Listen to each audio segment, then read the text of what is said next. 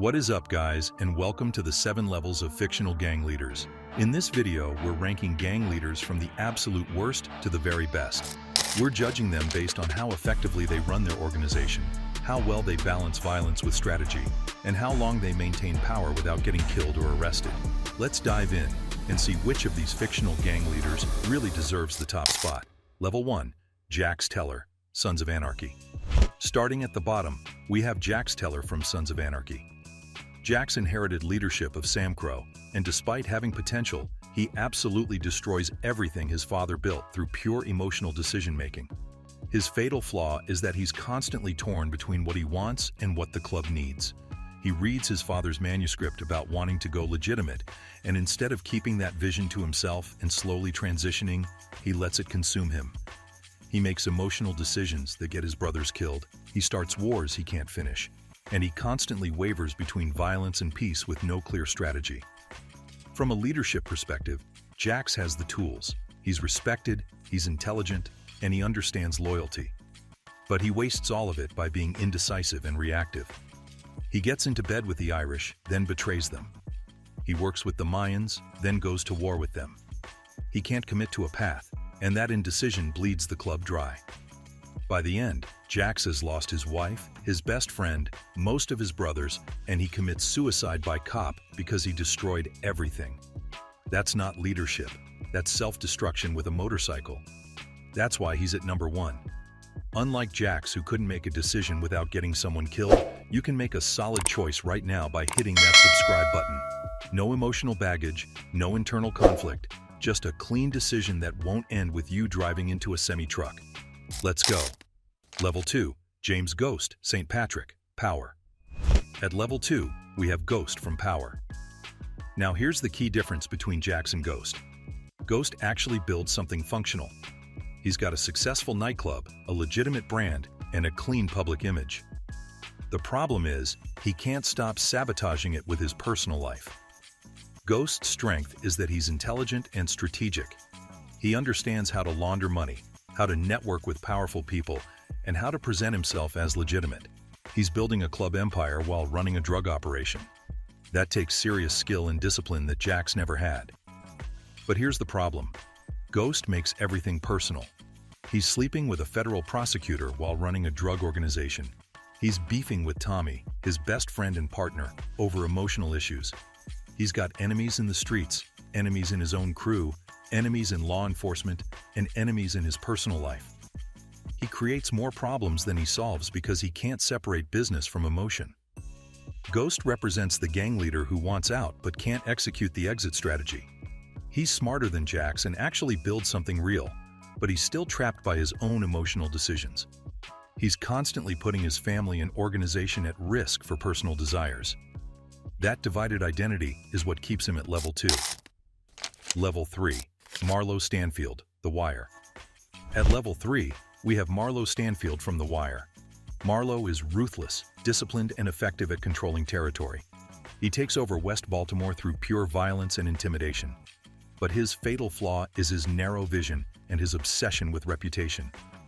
Marlo's strength is his zero-tolerance approach. He doesn't negotiate, he doesn't compromise, and he doesn't show mercy. My name is my name is his entire philosophy.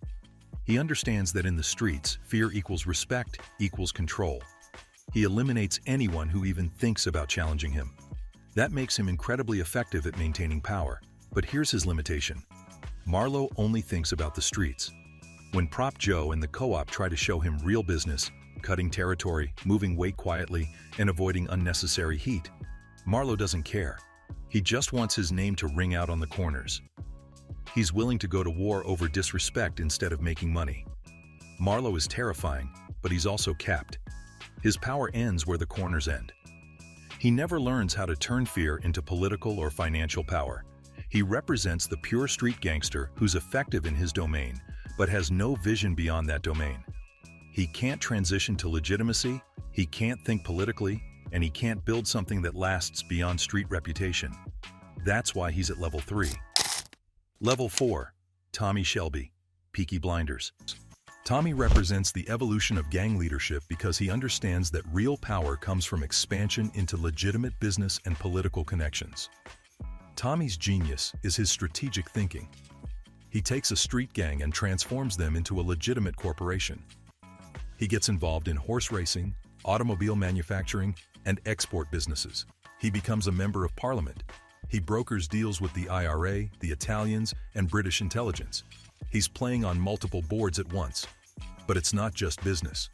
Tommy is a tactical genius who plans operations like military campaigns. He thinks several moves ahead. He manipulates his enemies into destroying each other. And he builds alliances that protect his organization. He understands that violence is a tool, not a solution.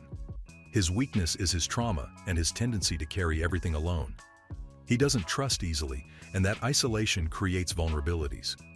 He's also dealing with PTSD from the war, which occasionally clouds his judgment. But Tommy represents the modern gang leader who thinks beyond the streets. He's building an empire, not just controlling corners. That's why he's at level 4. Level 5. Tony Soprano, The Sopranos. At level 5, we have Tony Soprano from The Sopranos. Now here's the difference. Tommy is still climbing into high society. Tony's already there. He's got politicians on payroll, union control, and long-standing families to negotiate with. He's not just playing the game, he's part of the structure. Tony's strength is his experience and his ability to manage complex situations. He runs waste management companies, construction businesses, and various other fronts. He maintains relationships with other families. He handles internal disputes, and he knows when to use violence and when to negotiate. He's been in the game long enough to understand all the angles. But Tony's also deeply flawed. He's emotional, he's got family issues, and he's in therapy, which shows he's struggling with the weight of leadership. He makes impulsive decisions when he's angry, and he lets personal relationships affect business decisions. His nephew Christopher is a liability he keeps around too long because of family loyalty. Still, Tony survives as boss for years in an environment where most bosses get killed or arrested. He balances tradition with adaptation, and he understands that being a successful gang leader means being a businessman, not just a thug. That's why he's at level 5. Level 6. Michael Corleone, The Godfather. At level 6, we have Michael Corleone from The Godfather. Michael represents the transformation from outsider to ruthless leader. He didn't want this life, but once he committed, he became the most dangerous person in the room. Michael's genius is his cold calculation and his ability to completely eliminate threats. When he decides to move, he doesn't just hurt his enemies, he erases them. He kills all 5 family heads in one day. He eliminates Mo Green in Vegas. He has his own brother-in-law killed for betraying the family. There's no emotion, no hesitation, just pure strategic violence. But it's not just violence. Michael expands the family business to Vegas, Cuba, and legitimate operations. He's thinking nationally and internationally while other mob bosses are thinking locally. He understands that the family needs to evolve to survive, and he's willing to make the hard decisions that his father sometimes avoided. His weakness is that he loses his humanity in the process. He becomes isolated, paranoid, and ultimately alone.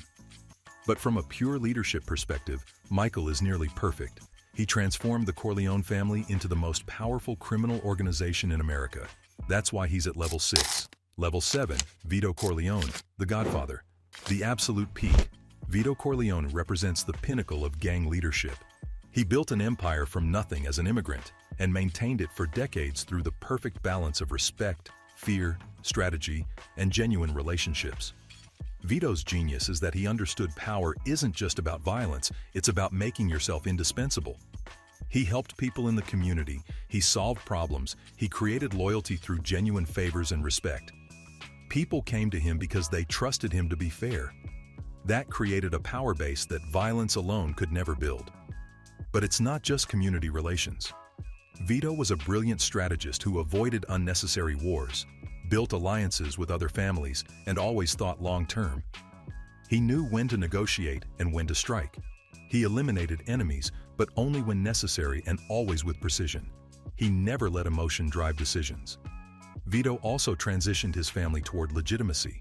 He set up his sons in legal businesses, he made political connections, and he understood that the ultimate goal was generational wealth and power that could survive.